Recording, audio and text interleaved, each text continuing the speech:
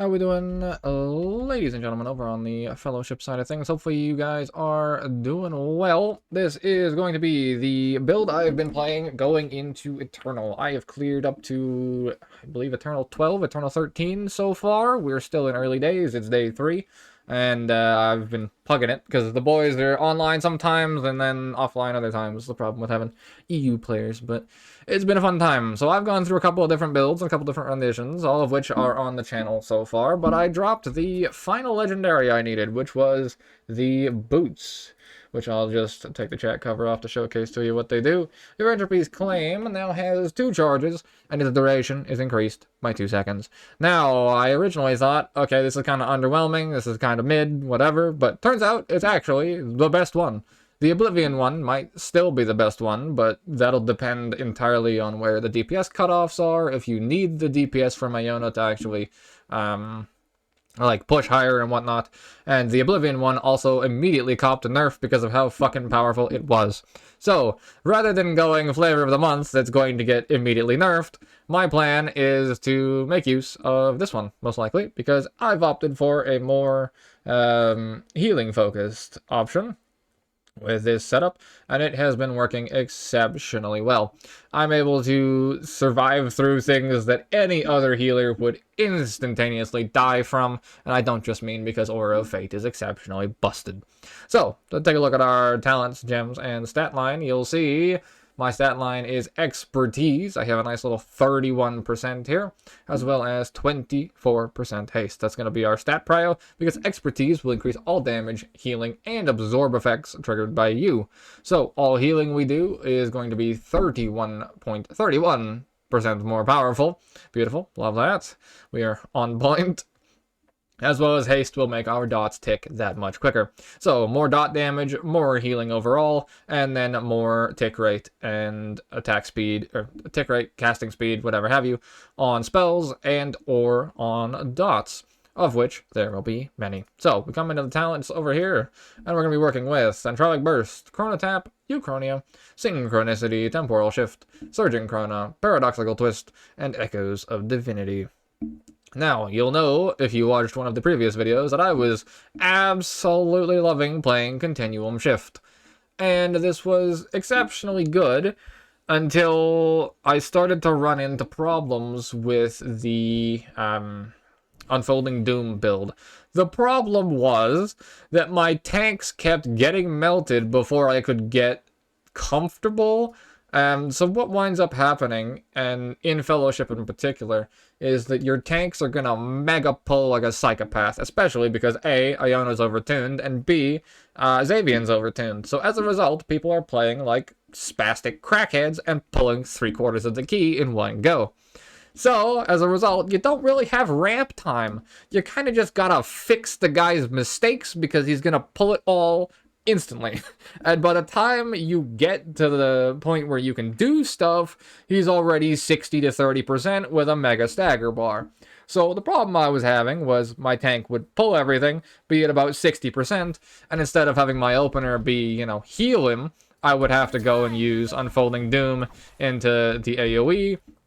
And then, since, of course, this is all damage over time, it would slowly tick him back up. So I needed a lot more burst options and a lot more burst healing options, to which the Penance build that I've kind of thrown together, the Penance and Entropy's Burst build that I've put together, is exceptionally good for this. I have so much chroma, I am overcapping to the point that, like, I don't really want to press Oblivion all that much because it feels like I'm kind of trolling when I do. I have both so much and not enough simultaneously, because anytime I press Oblivion, suddenly now we want to take damage. Anytime I spend the resource on DPS, we're walking into something out of left field. That's how it goes, right? So, most important thing about this build is going to be utilizing the legendary correctly. So, it gives your Vampiric Touch 2 charges, but what's very important about this is each time it deals damage, it generates 4 Chrona, which is fantastic for generation. But what's even better, they stack. And then they double the amount of Chrona generation you can have. And then it pops for Entropic Burst. There is a full bar for all of that, plus the Entropic Burst also heals you as a secondary renew that pops on all targets in the pack. Damage reduced beyond 5 targets, right? So this allows you to then have 2 stacks of a dot up constantly. But here's the thing, is it gives you the flexibility in the opener. Because before, you would want to play Unfolding Doom and then into Echoes of Ruin to spread it as much as possible, which forces you to have the same opener. Whereas, with Entropy's Claim, you now have the flexibility, because you can land off your mount and, like, penance your tank, for example, and then you can immediately go into, like, Amend Fate, clip Skybolt, and you can burst heal him back up after he's pulled half the key in one fucking go. And then, after you do that, then you get your free time to double stack Entropy's Claim. You can then put an Unfolding Doom over top of that, and now the Unfolding Doom becomes a Chrona generator rather than your opener for a large heal over time. So in our case, we gained access to an extra Chrona generator, which is just that much better. So I'm going to reset myself back to 0 here, and I'll just show you how much Chrona this build can generate.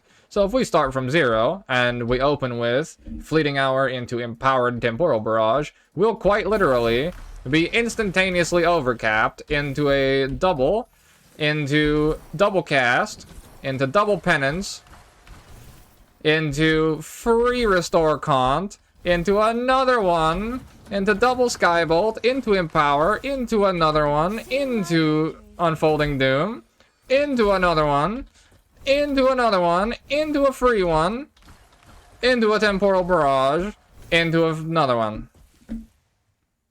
Yeah. I know. Balance. Not once. So, now, keep in mind, that is all going to be boosted by the fact I have Mega Haste, so all of those dots are ticking that much faster. The Expertise is going to make it so that when I Stagger Cleanse, that Stagger Cleanse heal, I believe, is also going to be affected by Expertise, unless Hamish wants to fuck with the math and make it so that you only heal equal to whatever the amount of Stagger is, minus Expertise, and I don't fucking know, I don't really much care. But, because the overall healing that you're going to get, and the value you're going to get from going Expertise overall, is going to affect the entire kit massively, because like I said in the quick tips video, if you haven't watched that, I would highly suggest it, because I showcase basically everything I've learned with this character, is that you can use Echoes of Ruin on your tank, and this will dot prio to the other target who doesn't have a dot anytime you reapply it. You don't have to manually tab target and multi-dot, instead you can just press it on your tank over and over, and it will dot prio immediately for you without you having to do it. Which is really cool, but it's not stated anywhere whatsoever, so you had to learn that one the hard way. Or from your boy, which is why you subscribe. Appreciate you.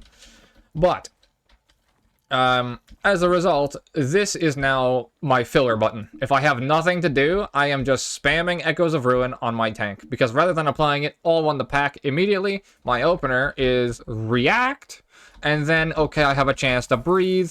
We set up double Entropy's Claim. I can just filler on my tank, just spam this as much as possible, and then we can go Restore Cant, and then into Temporal Barrage, Restore Cant, oh shit, I'm too low. In this case, you could use 1 to put yourself over the half marker, and then you can use the same thing again, and then, oh shit, he's getting bursted. You pop your Fleeting Hour, instantly get almost a full bar, get another one, use the Empower, into another one, into a free one. Oh, we're close. Cast 1. Wasn't enough. Temporal. And then Entropies. Like so. And operate from there. And then, of course, you can do the classic, where we go and do a double snap, where we use our Flash of Vision into a Amend Fate clip, and then we follow that with a Skybolt clip as well to do 3 abilities in one global, leading to the possibility to do probably, what, 200% of someone's health in healing? Because Skybolt can crit someone from 1% all the way up to 100%. I've seen it literally just top someone insta if it crits. Because my weaponry is this fucking disgusting. I have Navigator's Intuition, which will give me Expertise on proc, because it gives you the highest stat. My highest stat prio is Expertise. I then have Patient Soul. So standing still for 3 seconds. 1, 2, 3 seconds. Will then give you more Expertise and more max health, which then turns into a buff that lasts for 6 seconds after you move. Then we have Cheat Death. Pretty self-explanatory. And then Heroic Brand. This is absolutely disgusting. Heroic Brand Skybolt is God roll. I'm trying to get it to 4 out of 4, as you can see, because this makes it so the damage and healing is increased. They nerfed the weapon damage by 40%. I buffed it by 50. Eat my ass. This also buffs the healing and makes it even crazier. 70% healing buff on Heroic Brand is just kind of crazy for being able to do all of what I just showed you with the multi-clip casts to be able to just go absolutely crazy. Gem-wise, I'm currently going all expertise with 1 node in Harmonious Soul, because this makes it so that you get another 3% expertise after killing things. It's not the greatest, but it's what I'm working with right now. My plan is to go all the way up the expertise, all the way to the cooldown reduction, because this 12% cooldown reduction is going to work on the silence as well. So we're down to 288 from the 4% node here, but the 12% node will also bring that cooldown down, which also works for your weapon skills, which they removed cooldown acceleration working on weapon skills, but the 12% cooldown reduction here will still work. And then after that, I'm probably going to go into haste as much as I can, with spreading out to get some of the really good nodes that are just like very easy one-pointers. So, set bonuses, whichever ones you can get. If you can manage to get, I was going to say Dark Prof, but if you get Dark Prof, then you proc it. Your haste is top prio, and then your navs procs, and it gives you haste, so you actually would brick yourself if you use Dark Prof. Draconic Might is really nice for intellect, and then Absolution I think would also be good if you could pull it off. But the nice one is Sin Warding for 3% extra expertise and 5% max HP. Of course, you can only get what you can get if you can't farm. Completely understandable. That's just how the game fucking goes sometimes. Trinkets-wise, I am bringing B-Res every single time. It's way too good. I have had so many moments where, like, I die, someone B-Reses me, they die, I B-Res them, and it just saves the key. I've had a bunch of them where, like, people almost die, I pull off some crazy save, res somebody, they take a mechanic and die again anyways, and it's fucking hilarious. And, you know, you go from there. Fantastic. Just A tier, or S tier across the board. You can bring someone back to life. You know, cut and dry. And then Sin Binding afterwards for damage reduction. Now, do be careful with this, because this can also cuck you. Because what winds up happening is your character is based off of stagger, right? Any Brewmaster players will understand what I mean when I say using damage reductions when you want a stagger window is a very, very bad idea. Because damage reduction is damage reduction. Stagger is staggered damage. You reduce the stagger accumulation because you have damage reduction up. So you want to kind of use them in different scenarios depending on how things go, but you still definitely do want to bring damage reduction, because there's some moments that I just would not survive without it. In certain areas, you need to bring MD. If you're doing like a higher Silken Hollow or something like that, bring an Ancient Wardstone. If you're doing a higher Sith Rolls, bring an Ancient Wardstone. You can go right side and do some of those sorts of things. You don't need Mana Trinket whatsoever with this character because of Chrona Tap, giving you your mana back when you use Chrona abilities, which is going to be all the time, because of course I just showed you how to use this thing fucking 17 times in a row, which will give you a couple of stacks.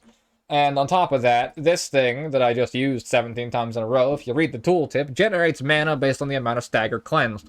So good luck going to the point that Chrona Tap might be switchable, and depending on how good you are at higher tiers and how good you are at stagger management. And like I said, it will entirely depend on how the higher tiers shape up, of whether or not you need the damage to have her go an Oblivion build and do DPS, or if you would rather have her be a raw healer, as things are currently unfolding. I'm preferring the raw healer setup that I'm running right now. It's quite fun, but I don't know if it's going to be the best of the best. Of course, there's a lot of different number fluctuations and dumb shit you can discover. On top of that, people also have their personal preferences of how to play the character, but this has been mine. This is the one that I'm absolutely adoring. She's fantastic, and this build has absolutely changed my gameplay at higher tiers. So much more viable, allows me to get out of so many hairy situations and survive things that I really, really should not be able to. And then on top of that, Echoes of Divinity, which I think my chat cover is blocking.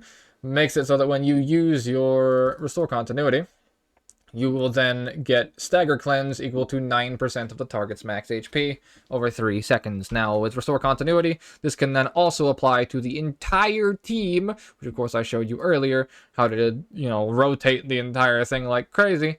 And this will then basically give you a permanent, constant Stagger Cleanse that's also healing people, which is spectacular when you have double dots, plus the third dot, plus the Stagger Cleanse ticking all at the same time, and you can just kind of take your hands off your keyboard at that point. It's a good time. And the ulti, you can just pop the ulti when things are going sideways, when you're about to die. You can also pop it when there's 5 orbs on the floor, walk into all of them, rewind all of it, get called a Turbo Chad, and then jump off the cliff. Can't stagger instant death, unfortunately. Can revive you, though, with the B-res. But yeah, that is my Penance Aeona build that allows you to rotate immeasurable Restore Continuities. She's fantastic. Absolutely love her. Going to main her going forward in all seasons. I'll probably play the new characters just because, content reasons, play new character, new hype thing. But I think if I ever have to heal at any point in Fellowship, I will be playing Aeona from here forward. Thank you for listening. Appreciate you. Please subscribe. And we're going to be going World of Warcraft Midnight and playing some Holy Priest soon. So this is basically my pre-game for Holy Priest. Pretty good. Alright, appreciate you boys. Take care, fellas.